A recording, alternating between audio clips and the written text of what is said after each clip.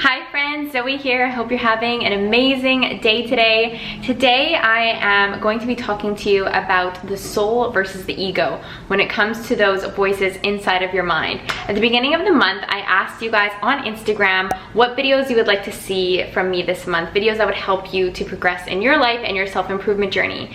And a lot of you had questions around clarity and intuition. So in today's video, I'm going to be talking to you about one of the most transformative ways that I was able to find even more clarity in my life and continue to strive to find more clarity. So without further ado, let's get started. Alright you guys, so soul and ego is something that I have been speaking a lot more about on my channel lately and also through my Law of Attraction series. So I'm just going to give you a brief introduction, a little bit of what I mean by that before I get into how to differentiate which voice is which. So when it comes to ourselves, we have a soul, we have a higher self. There are a lot of different words that you can refer to this as, and I interchange them all the time. Like I said, soul, higher self, intuition. You can access them when you are channeling your creativity, when you are doing what you are the most passionate about, and also the intuition and higher self likes to come through when it needs to give you messages or guidance as to what is best for you in your life or what is going to serve you when it comes to decision making, or maybe if you aren't making decisions at all, the intuition, higher self comes through and gives you a little knock at the back of your mind to tell you that, I think we should switch gears here or take a whole new path altogether.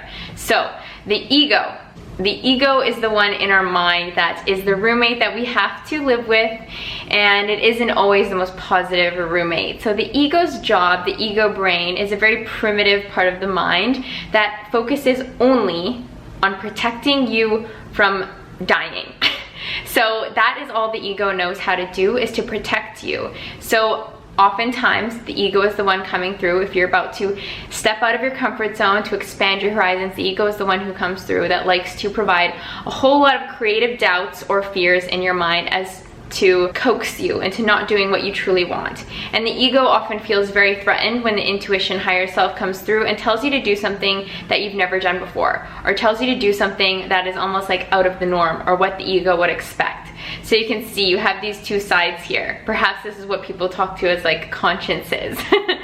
But anyways, in today's video, I want to talk to you a little bit more about how to tell who is who when you are decision making or when you are navigating through different chapters and different times in your life. So one of the main ways that I've learned to differentiate who the ego and who the soul is, especially on this self-improvement journey, is that the ego loves symbols. If you can remember this one tip that I'm giving you, is that the ego loves symbols, I know you're going to be able to navigate your life and making positive decisions a lot more easier. So what do I mean by like the ego loves symbols? The ego is the one who loves status symbols, who might like relationship status symbols, specific amounts of money, material possessions.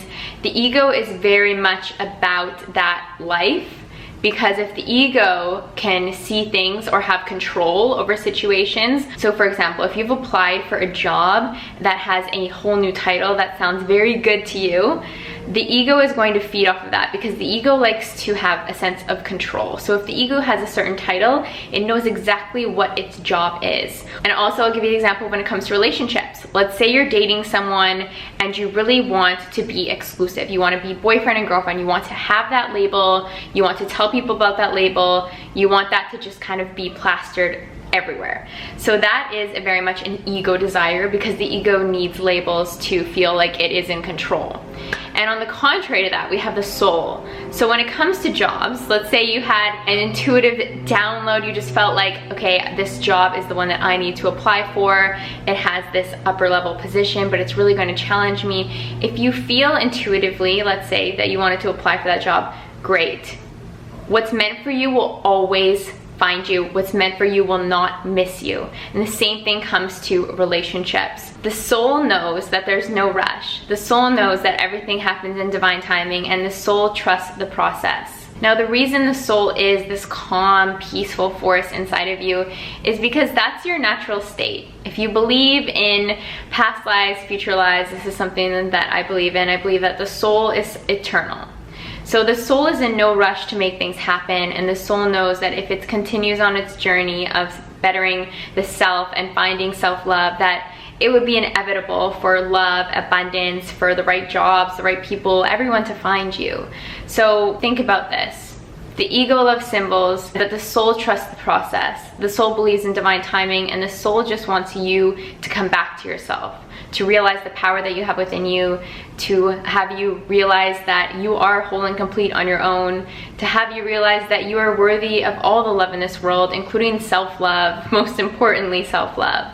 So when it comes to decision making over the next week, I would love it if you guys could be a little bit more conscious of who is running the show here. Do not let the ego run those circles in your mind out of fear, desiring for you to get XYZ symbols in your life, when all that you need to do is just trust the process. It's all gonna happen in divine timing for you. The more that you can let go and trust the timing of your life, the faster these things will come to you. I know deep down inside you guys know that. So I hope you have an amazing day, an amazing week ahead, and I'll be seeing you again very soon. Bye.